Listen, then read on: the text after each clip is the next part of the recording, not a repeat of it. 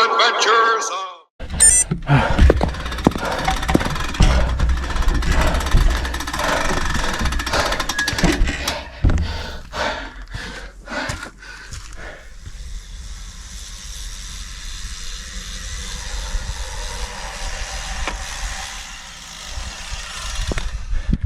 Assalamu alaikum and peace. Can you guess where we are? That's right, we're in Wales. Blowfistiniog, something like that. Stwlan Dam? Swalwell, something like that. My favourite climb, honestly. Fantastic. Knackered. Dan's gone, he's going to be waiting at the bottom, waiting for me to do this B-roll footage. But yo, check it out. No wind either, so should have got a good time, but legs were just not on fire at all. I've had a week off and this is first ride and I put an effort in and I wasn't warmed up. My usual story. Bonk City.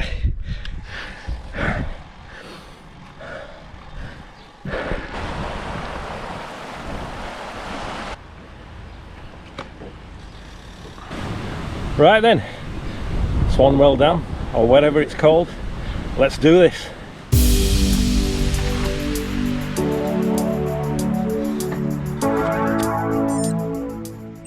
And we're off. Right, let's do a proper intro. Welcome, fellow cyclists and bearded brethren. Today is another epic adventure. We're going up the legendary Stwlan Dam climb in Wales. Not Swalwell Dam. What the heck was I thinking? I've no idea.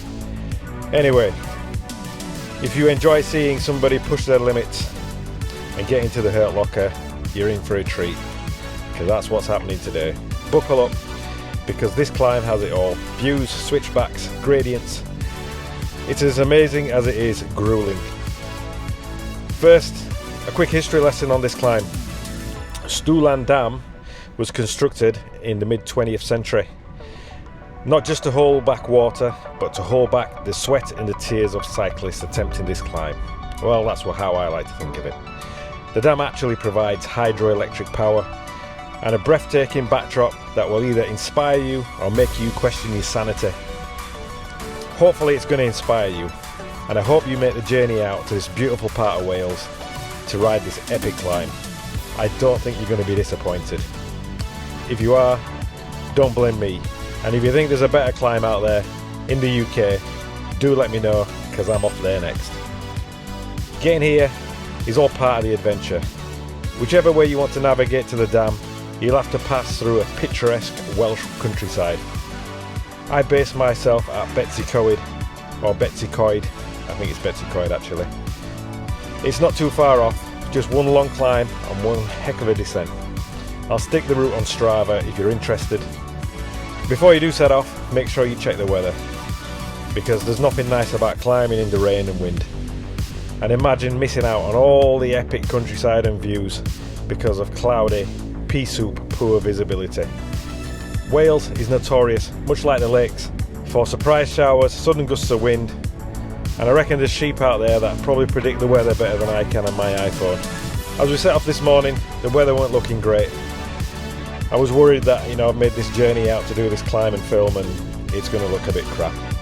But the weather seems to be picking up as we made our way down. The journey alone will set the tone for the challenge ahead. I'm sure you'll agree, because you'll wind through narrow lanes, descend long roads with stunning landscapes either side and slate-covered hills all around, teasing you with glimpses of what's to come. Now, I've hopefully got your attention. Make sure you stick around to the end of the video, because beyond the gate at the bottom lies one of the most stunning roads you'll probably ever ride in the UK, with views that will make every pedal stroke worth it. From smooth tarmac to jaw-dropping vistas, this climb's got it all. To convey just how good it is, I went the extra mile and filmed loads of B-roll footage to hopefully show you what it's like. Trust me, you won't want to miss a single moment of what's ahead. I hope it sells the trip. I really should be on commission promoting these climbs. Starting the climb, you'll notice the road is pretty straightforward. The first half doesn't have many bends and the gradient stays fairly consistent. This allows you to keep a steady cadence. The average gradient is probably around 7%, which sounds manageable, until you're halfway up and your legs start to negotiate for better working conditions. From the bottom of the climb you can't see the dam, which is hidden behind a fantastic looking cliff face, which would fit right in as a scene from Jurassic Park. This builds the excitement, if that's what floats your boat. I suppose it's a bit like riding the route to the lighthouse in Mallorca, just a lot colder and no oceans. My riding partner today is Dan. He's got a head start, and to be honest with you, I think he had enough of me faffing about with my bike at the gate. It's all good though, as it gives me something to aim for. As I set off, I could see a small blinking rear light in the distance, and I could focus on that along with my power and heart rate. Saying that though, those metrics usually go out the window on these type of climbs, especially if you're looking for a PB or a decent time. As I catch up to Dan, I'm thinking he's probably taking it really easy, and he's not even breaking a sweat. And that's what I'm telling myself anyway in my head, while I'm going over the threshold zones in both power and heart rate. Chasing a BB, it's not going to be hard today, because the last time I was up this climb, I was preoccupied and kept stopping to take photos, as you do. Having done this climb before, I know what to expect, but my legs today seem to have their own agenda. From the get-go, they're feeling really heavy and burning. I'm out of breath pretty instantly, which is a clear sign this is going to be one of those climbs where my body tests my resolve.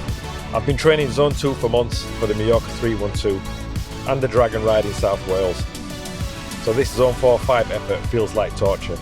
And if you're interested in these events, feel free to browse the videos I've uploaded on the channel, or click above for the 312 video if I remember to put it on. Every pedal stroke feels like I'm pushing through glue, and my discomfort is pretty much evident. It's something I'll have to manage all the way up to the top. Oh, the joys. Now, let's take a moment to appreciate the different ways you can ride some of these climbs. Some of us like to kill ourselves with a good effort, and I'm one of them kind of people. And that makes even the shallowest climb feel hard. And you know that riding with this kind of intensity can turn any hill into a personal battle. However, if you're not out there to flog yourself, feel free, just ride at a social pace and soak in all the scenery, because it's worth it. On a scale of how hard this climb is, it's really difficult to tell you, because your fitness, weight, gear ratios all play a part. But I'd give it probably a 6 out of 10 for difficulty and a 10 out of 10 for awesomeness. As you ride up, keep your eye on the cliff face, because you'll probably see some rock climbers who, unlike us, are tackling vertical ascents on purpose. Also, it'd be a good idea to keep out for the local wildlife. Sheep on the road are a common sight around here, and the last time I was here, there were plenty. These fluffy speed bumps can add an element of surprise to your ride, trust me. So pro tip, sheep always win a game of chicken. But most of the sheep round there are usually unbothered by the presence of cyclists, just munching away at the grass at the side of the road. And let's not forget the added challenge of dodging sheep poo. Try to avoid these landmines at all costs and maintain your rhythm and pace. As I grind up the hill, you'll probably encounter some walkers. Thankfully, those I encountered stepped aside and let me get past. There's good news as well, because this road looks like it's been recently resurfaced, offering a smoother ride than before. Last time I came up here, it was potholes galore. So now you can suffer in style without anything plotting your demise. The fresh tarmac feels like a red carpet minus the paparazzi and fancy outfits. The smooth surface allows you to focus more on your effort and less on avoiding potential hazards, making this climb just a tad more bearable. At this point, the gradient is starting to get steeper, and the road is going to start to bend left and right, a bit like something out of a European climb. There's nothing quite like this in the UK that I've come across, and the switchbacks keep coming. And just when you think you're almost at the top of this climb, another one pops up around the corner, mocking your optimism. After a few more of these bends, the dam wall will become visible, a tantalising glimpse of the summit just out of reach. Each turn presents a new challenge and a new view, keeping you engaged and motivated.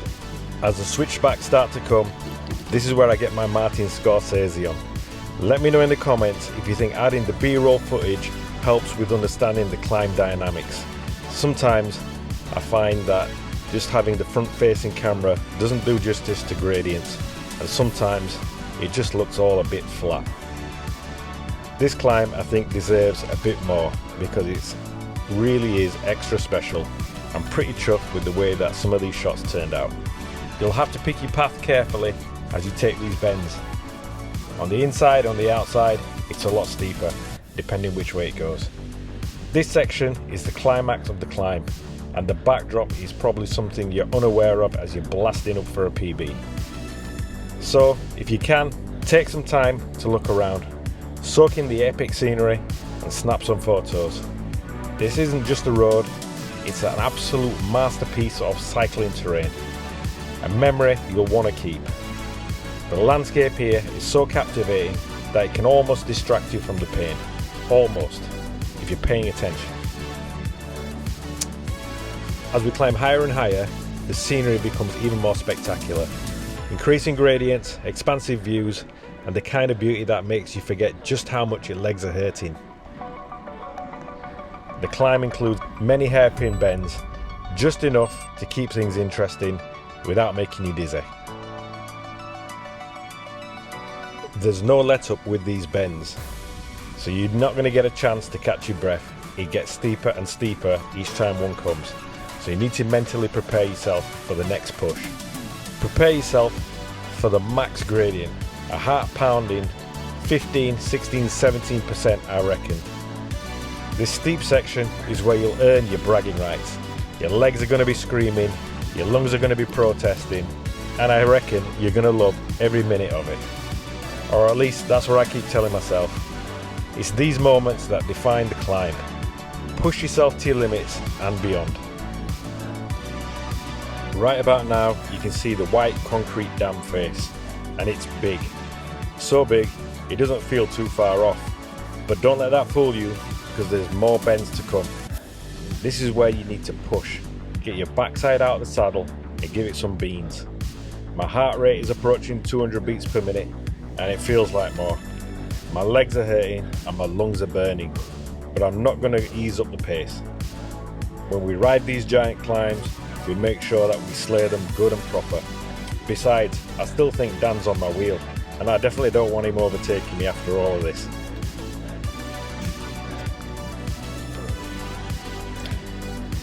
As we near the top of Stwlan Dam, it's not just about physical strength, sometimes it's about mental fortitude.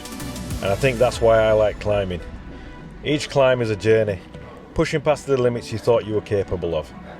Besides, I think I'm a better climber than a descender. The challenge of climbing forces you to dig deep, finding that inner drive to keep moving forward. Just look at the backdrop. How good is this climb? Oh, and did I forget to say that this is a closed road. No motorists are making it up here, which makes it even extra special. Or maybe the odd motorist, which will be either mountain rescue or a van full of school kids, which I've skillfully edited out of this cut. I think this climb would be ideal for a hill climb event. The steady gradient combined with the stunning landscape makes it perfect for testing both endurance and power. The consistent gradient from the first half allows for minimum gear changes, with the second half adding that spicy sting to the climb's tail. In fact, I wouldn't be surprised if events have already been held here, given its natural appeal. If not, it certainly has the potential to become a favourite spot for a hill climb event. So if anybody's looking to organise one in Wales, this climb should be definitely on your radar. A closed road would also make this climb ideal for Everesting. Stwlan Dam was notably used by Chris Hall for a multi-day Everesting attempt. For the uninitiated, Everesting is cycling up and down a hill until you've climbed 8,843 metres, which is the height of Mount Everest. Imagine the true grit and determination, stamina and the insanity. And here I am making a big deal out of one ascent. It's a humbling thought and puts my own efforts into perspective. By now you should be on your last matches if you're going all out, so you might as well get them lit and start to empty the tank. I'm running a gear ratio of 11:30 on the cassette and 52:36 up front, and I'm forced to get out of the saddle. If you can, get into a rhythm and wrestle the handlebars. Reaching the summit is nothing short of euphoric. You've battled the gradients, the weather, and possibly your sanity. From the top, when you get there, look back at the serpentine path you've just conquered and bask in the glory of the achievement. And maybe, just maybe, you'll have enough energy left to enjoy the view. The sense of accomplishment is overwhelming, a reward for all the effort and determination you've poured into the climb. There's a closed barrier at the top. I think there's a sign on saying you can't cross over, but there's nobody around anyway, so jump the barrier and walk along the dam face and have a look down. It's not going to hurt anybody. But if it does, I didn't tell you to do it. Thanks for joining me up this epic ride up Stwlan Dam. If you're a seasoned cyclist or just someone with a love for the outdoors and a dash of madness, I hope this video inspires you to tackle new challenges and explore the wild beauty of places like this. Keep riding, guys and girls, and remember, pain is just weakness leaving the body, as somebody said. If you enjoyed the video, please like and subscribe. Hit the bell icon for more cycling adventures. And until next time, peace!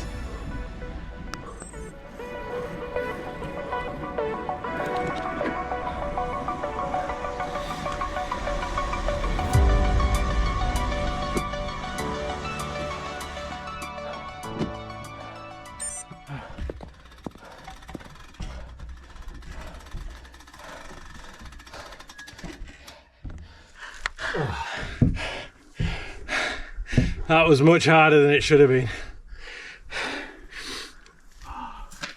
I think having a week off before we came here wasn't the best idea.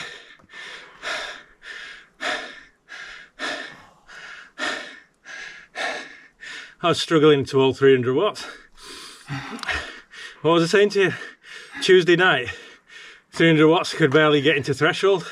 Yeah, feeling good. It's quite steep, that. It's just continuous, isn't it? Like continuous gradient.